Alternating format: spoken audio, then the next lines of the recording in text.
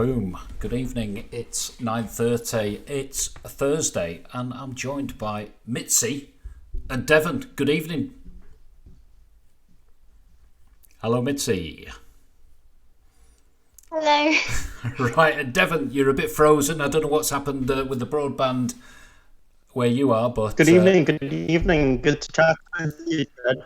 and we're back on. We've got a lot going on this weekend. We've got the Labour Party AGM, which is at Douglas Old Friends, which is just there around Finch Road, 10:30 a.m. on a Saturday morning. So we've got a full programme, and well done to Sam Hamer for putting it all together, because we've got an extensive list of speakers and a lot of topics to go through. So jump in at 10:30 and we'll go right through. We'll have a bit of refreshments and lunch and some interesting speakers on the agenda, which we'll post online. But we're not talking about that tonight.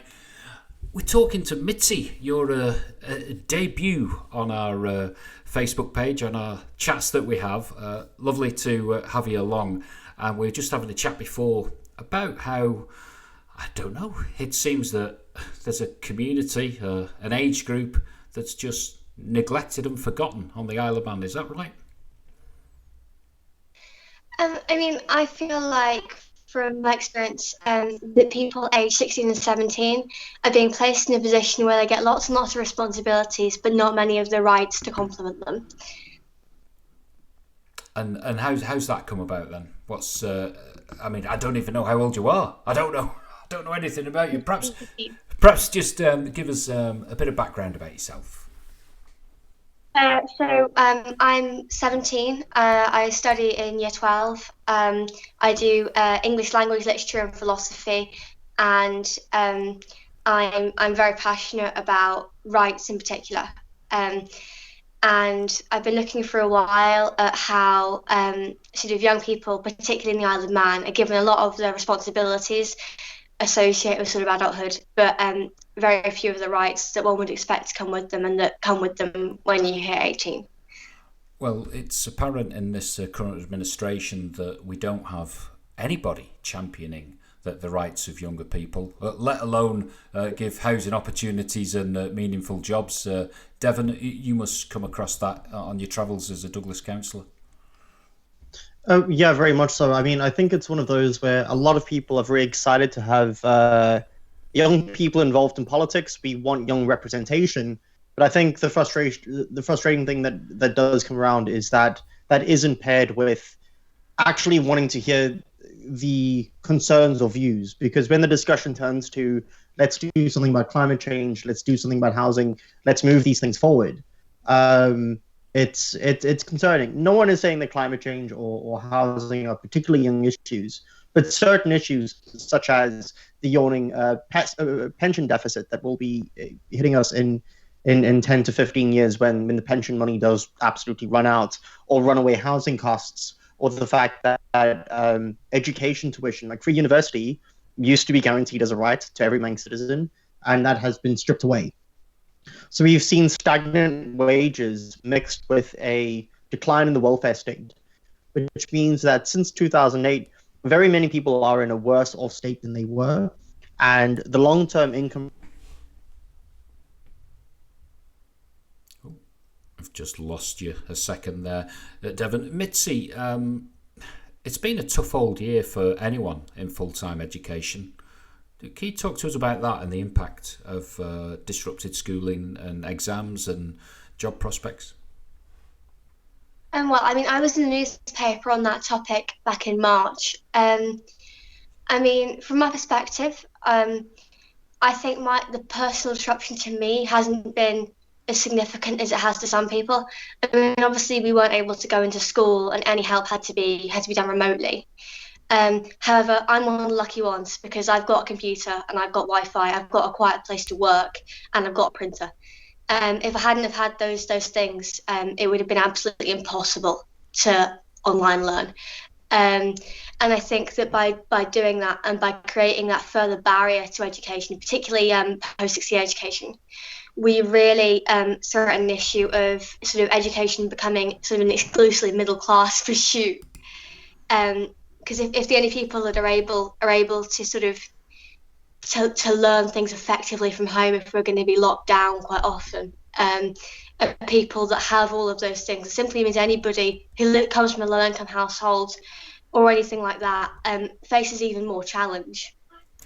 And that's why we have state education, to ensure that everyone gets at least a fair enough shot.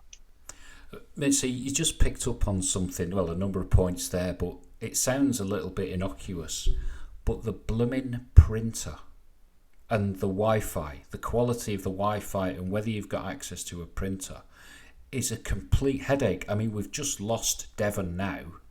His Wi-Fi has gone on the blink. And we're talking about the future of our young people. We're talking about we're talking about exam credentials. It's a massive impact, isn't it? And such, not just stress on those taking the exams, but I think it's stress on the parents as well. I mean, yeah, from my experience, I was in year 11 back in 2020. So I was the first year group not to sit exams. I don't know whether anyone knows this, but what we had, so I sat both Cambridge GCSE and WJ Welsh Board. And the thing there was that they have two different exam release dates, the exam results release dates. Actually, what happened was, so after they released the Cambridge ones, they decided actually they'd change their minds about those grades, and those got completely changed and reissued again back in August. And I mean, the stress on me finding out, so from one minute you have grades that you feel are completely unrepresentative, to a few weeks later finding out actually they've changed their minds on that, we're going to have new grades that we like more. It just seems so botched, and it feels like if I'm gonna, and that system of subjective grading, and I'm sorry, but the problem with teacher assessed grades is that they are by nature subjective. There's not an objective exam where every student is judged regardless of their postcode, regardless of their name, regardless of disability, regardless of their gender, regardless of anything. There isn't that 3 hours where you sit there and you write something down and that's marked by a person who's never met you. There isn't that. And so by nature, I'm not claiming that teachers have done anything wrong. I'm just saying that those grades by nature, if they're a teacher assessed, will be more subjective. They have to be. Welcome back, Devon, by the way. You're on the screen. Continue, Mitzi. Okay.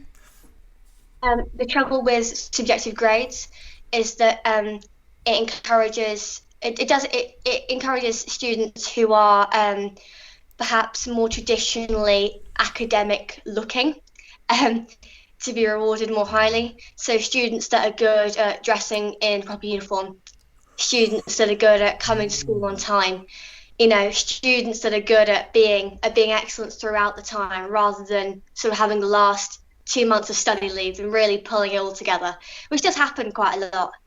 And I think that by sort of continuing with teacher assessed grades as we did, we've got an entire sort of cohort, my year group, have got really you've got people who have been sort of just pushed over the edge, and you've got people that have just lost out. And it seems so cruel to say as a teacher that we've taught you for 5 years and yet we don't think you would have passed. So it's almost like those that don't quite conform, those that don't quite, complete the cross country or, want to play for the rugby team might just have an influence against them. That's quite something. And I do wonder if the legacy of 2020 is that in the future this is going to be where the grades didn't quite count. It's going to be a black mark. I mean, and personally, I had some sort of issues around my GCSE grades, and the appeals process from Cambridge GCSE, as I understand it, was that you had to complain to the teacher that you feel had sort of wrongly graded you, and complain about them for discrimination, and they had to refer that, which seems like a bit of a dodgy system, if you ask me. Because it just seems like that. I mean, for me, I know that in my sort of year group, there were some really quite shocking grades going around. Grades that just didn't match the predictions all year. Wow. And I don't know what's going to be black mark against us, but I do speculate. I mean, I was awarded in the end an A-star in literature, and I do wonder when I apply for university, they're going to say, "Is that genuine, or did they like you?" You know. Yeah, yeah. Is it like the class of 2020? That's going to be the legacy, isn't it? Do those do those qualifications carry the same value as they won't, other years? In my personal opinion, I think that there will be those that feel that the teacher assessed grade is fairer because it doesn't have an element of luck in the exam, which I agree there is an argument for that. However, I think that there'll be people. Particularly, I'm interested when I apply to university. I'll be interested to see what whether people take our GCSE grade to any kind of value. Like either way, I just don't know how that's going to work, and that is quite worrying. I must admit. I'll throw something in here. Okay, this is totally, out of the blue.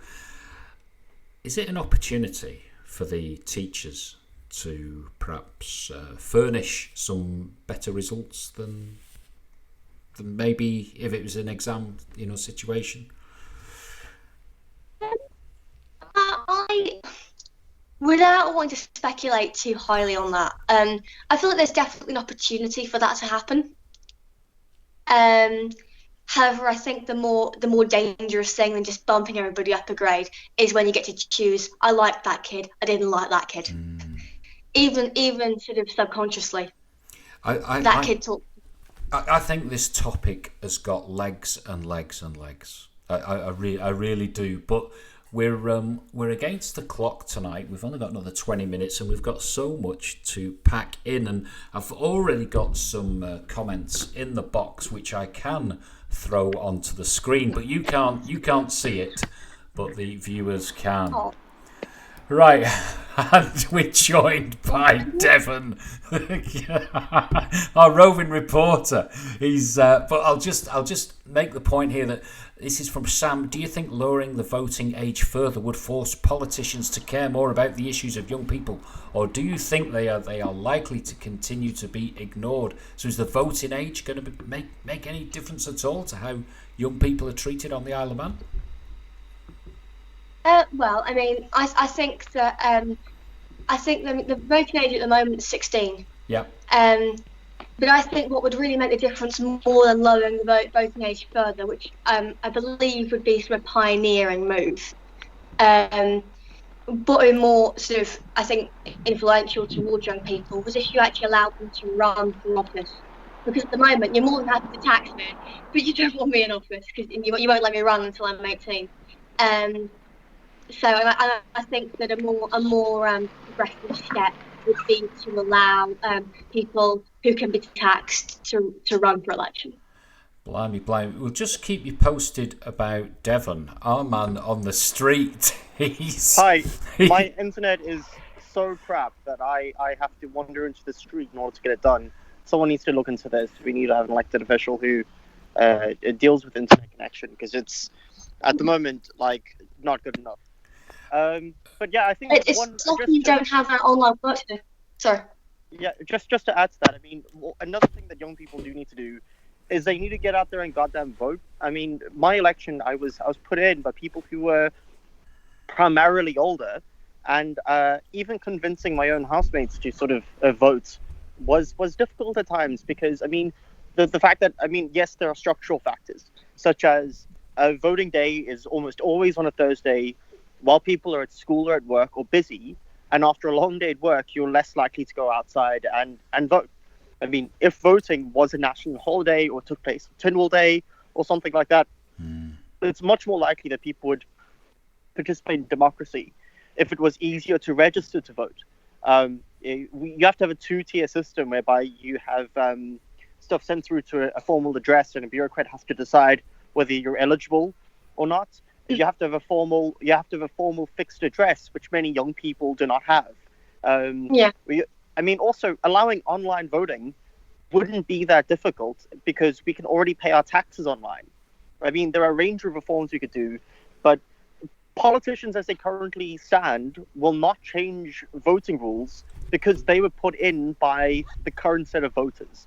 So any change to the system would be a fundamental threat to their political interests.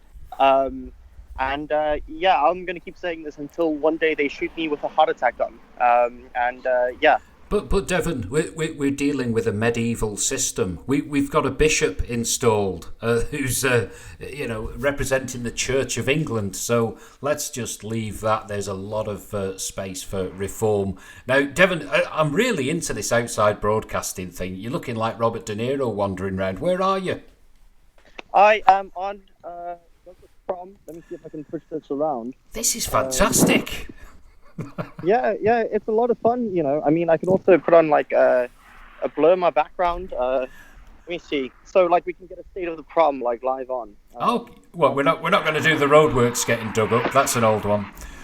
But Mitzi, you hit the nail on the head there before, that Devon hasn't got access to good internet. So imagine trying to complete your studies with having hurdles like that to overcome. And you know what? It could be that the price of superfast broadband or fibre is pure luck. It's where your social base is, isn't it? And also adding a mum and a dad, or a dad and a dad, or a mum and a mum, or whatever, who are working as well, plus 3 younger siblings. Oh, blimey. Yeah, and I mean, someone I know from school was in that situation in lockdown.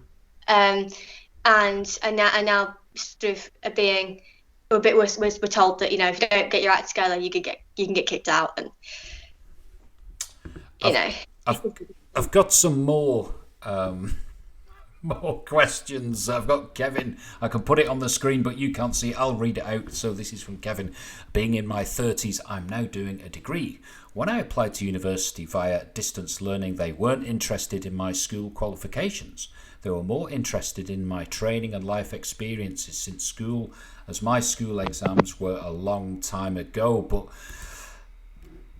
anyone who's in the exam scenario at the moment isn't going to be thinking about what they're going to be doing when they're in their 30s, some extra degree, are they? The pressure. I mean, what is the pressure like, Mitzi?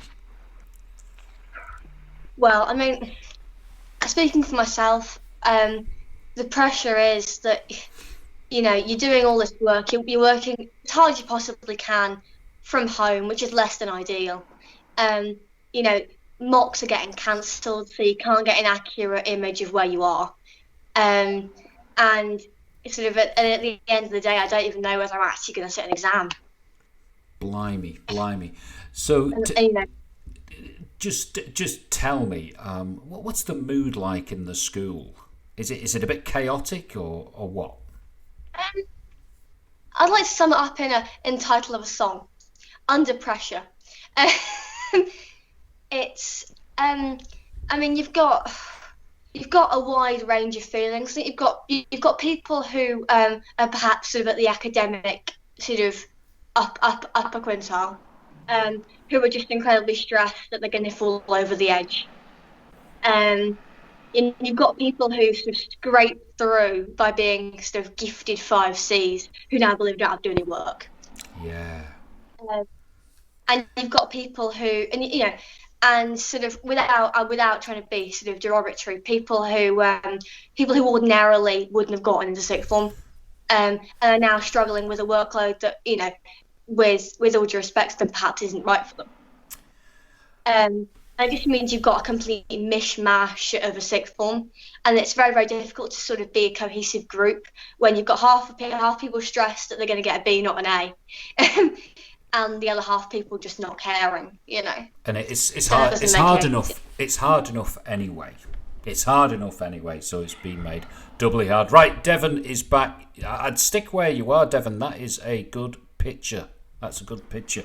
So, back in the game now. Then, Mitzi, tell me what's the general feel?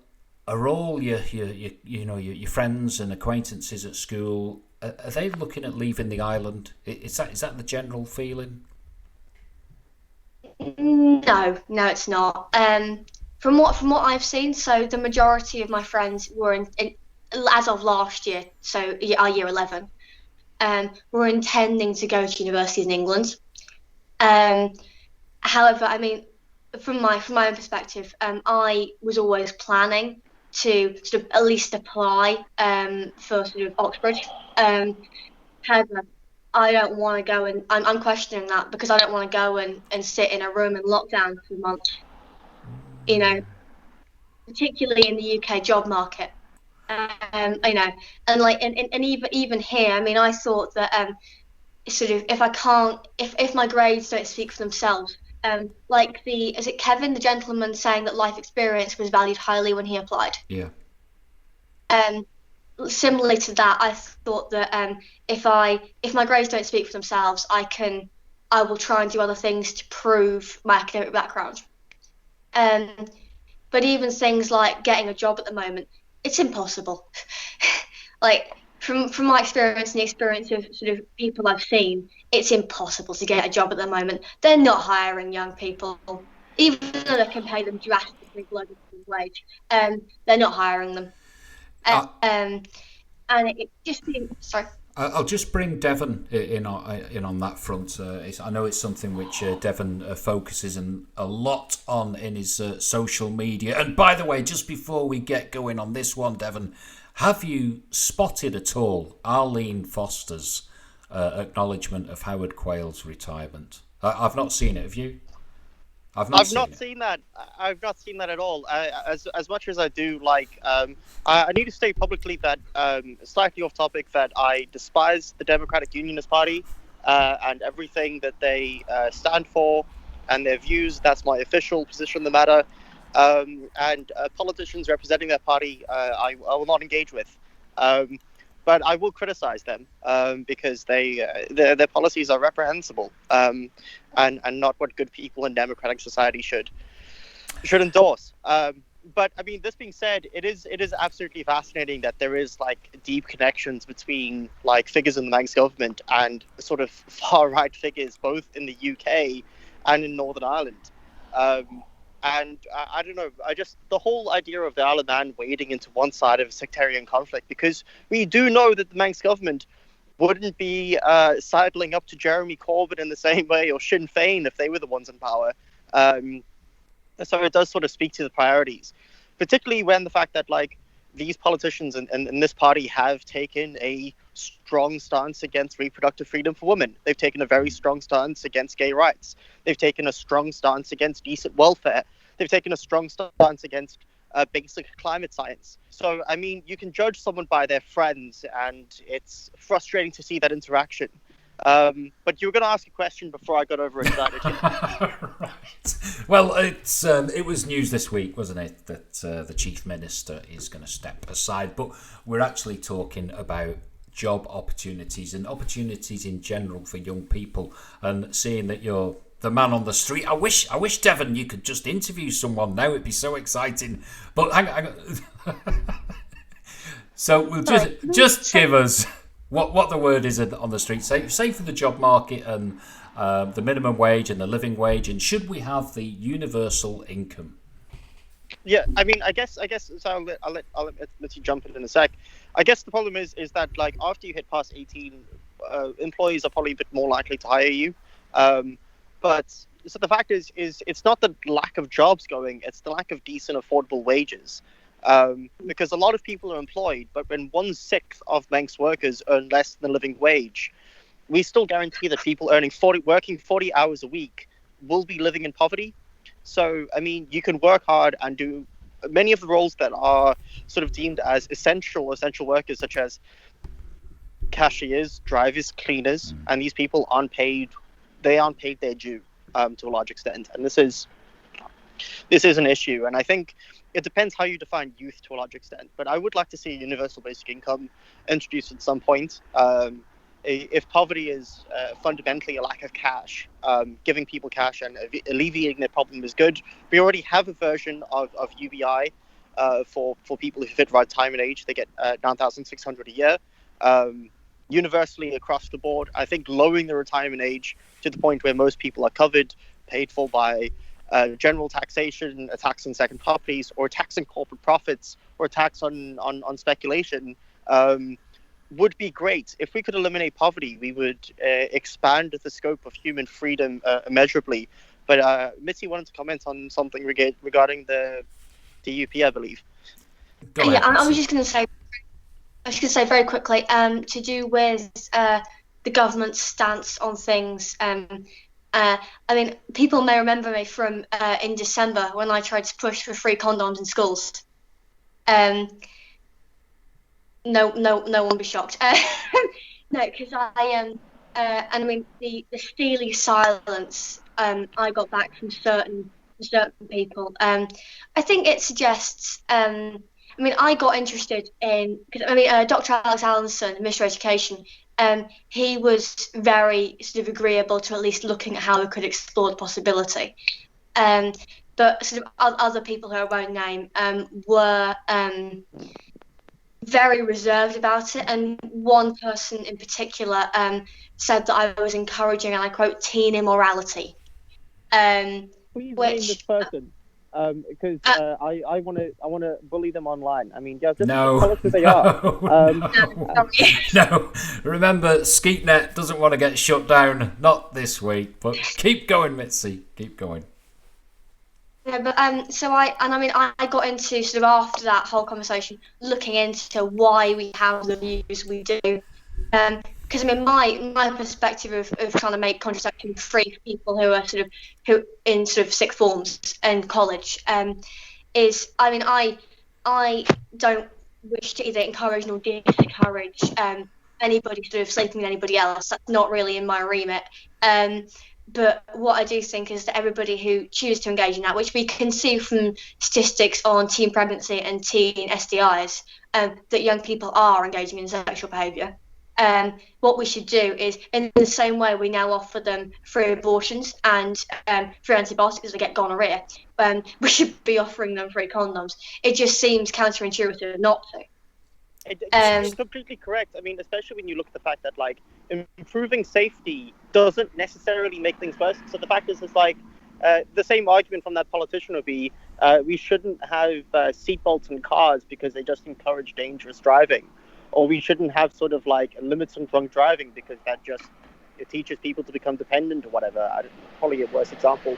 But yeah, I mean, every study has shown that this is a good thing, and it does reduce teen pregnancy, and it does reduce STI usage.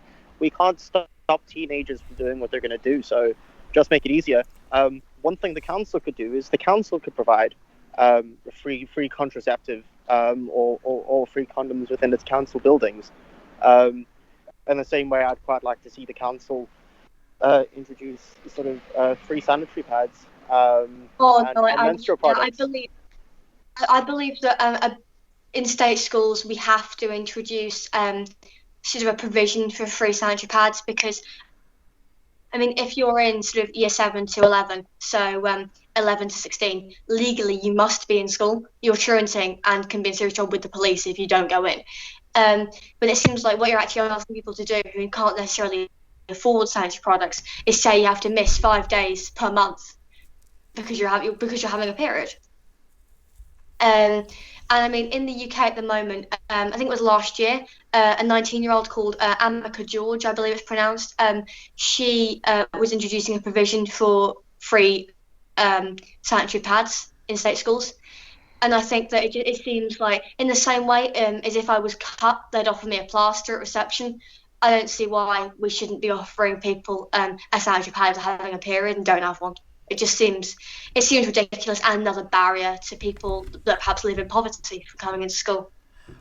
Period poverty is a real thing. I mean, we had the period pop-up, which was a person running a campaign here for just such a thing. I know the Scottish Council of Salford offered free sanitary products, and that worked really, really well. And that was eventually rolled out throughout Scotland.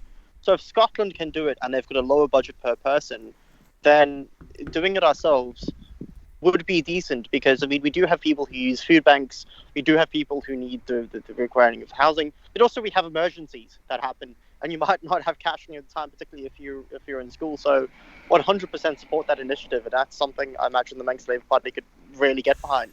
I think the reason why these things aren't addressed is if periods happen to men, we would have them on every corner. They would be free. They would be sent to your house.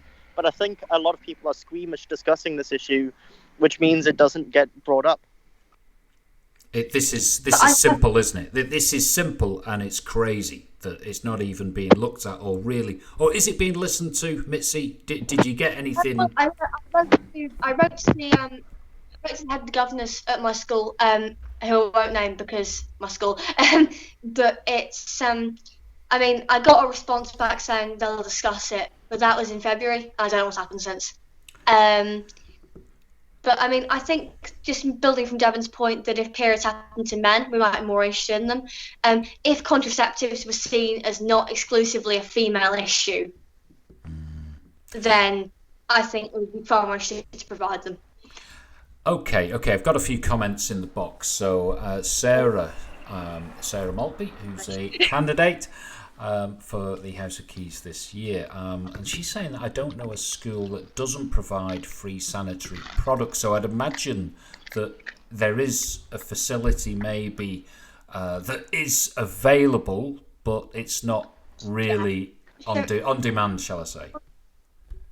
For my sixth form, the way that works, because sixth form isn't compulsory education, our head of sixth form goes to a shop and buys them out of his own wages. It's not state provision. Excellent. And what else have I got about... this is Kevin. He's back on again. Right, so Kevin, free condoms in council buildings is easy to fix. Contact Amanda, who's in charge of the clinic at Knowles, the gum clinic. They would provide free condoms for you to place in council buildings. What about that? I mean, I'm not sure whether the rates could actually contribute to that. I think that would be a tough one to get through council, but maybe one for you, Devon, when you're back in the chamber.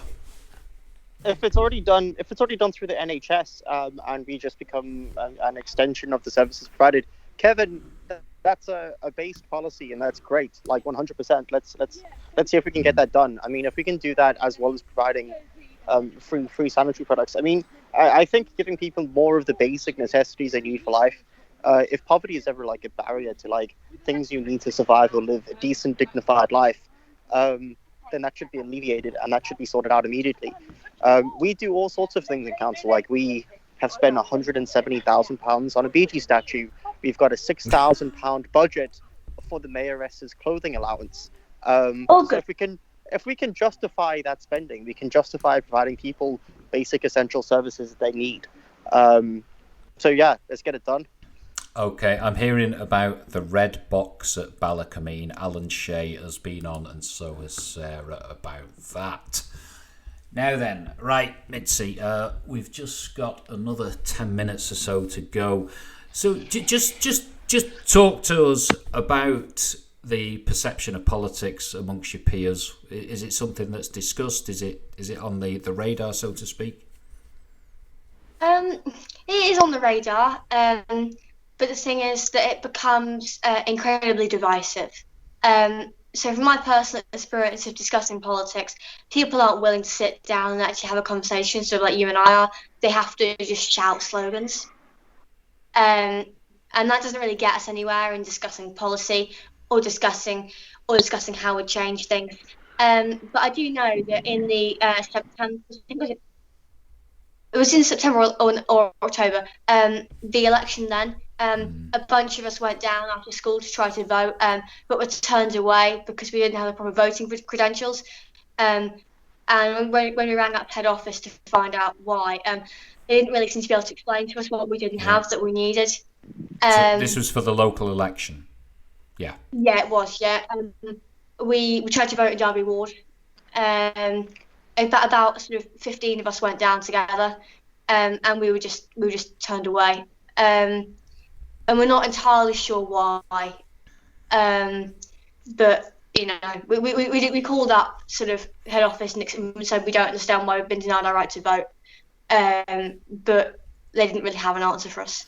So it's another job for the Manx Labour Party with the election coming up, is to just make sure that we're all clear on how to vote, where and when, and what you've got to do, because it could just be simple registration. Who knows it? But mind you, you ring up a government office and you can never really speak to the person that you want to connect with. Generally, it's We put on hold for half an hour on a call we were paying for. oh bloody hell, that's rubbish, and that is absolutely rubbish. And Devon, you ran that election with Sam. Did you come across any difficulties with the process? Because I worry about September. I worry about the granny farming that will be going on, that, where these elderly votes are going to be harvested. I don't think it's a level playing field.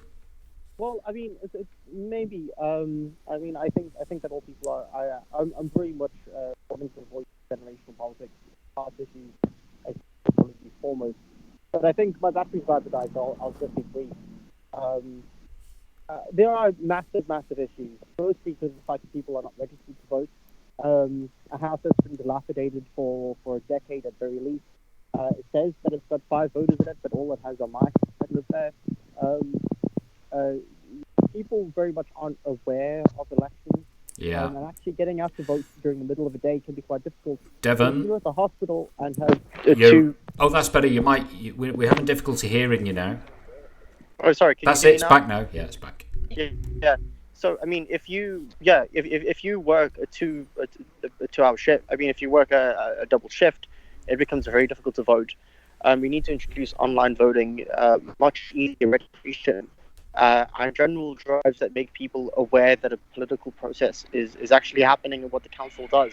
Apparently, the council spent about $6,000 on the election, and its awareness was really low. I mean, we got in through enthusiasm, but the turnout for that election was still lower than it should have been, and that's an issue.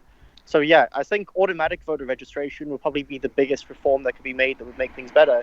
The second you get your tax number, your NI number, that entitles you to vote. It's weird that the government is so happy to take tax off you, but then it's less keen to hear your voice in choosing the representatives of how that tax is spent, which is frustrating. But that's probably going to have to be me, I think. I mean, me leaving because my battery's about to die. Well, I think we'll call it an end to the evening. Mitzi, thank you so much for coming on. Will you come back again? Because we've not even got a quarter of the way.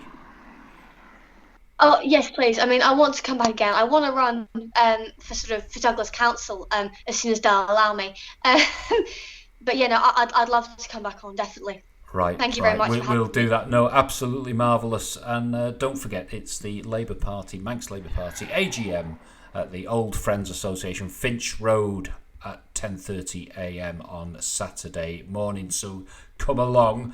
Thank you for everyone tuning in and commenting. We didn't manage to get everyone on the screen, but it is great that we can do this. If anyone would like to pop in for a chat on screen as well, please do. It is the way forward, because remember, guys, we've got this election coming in September.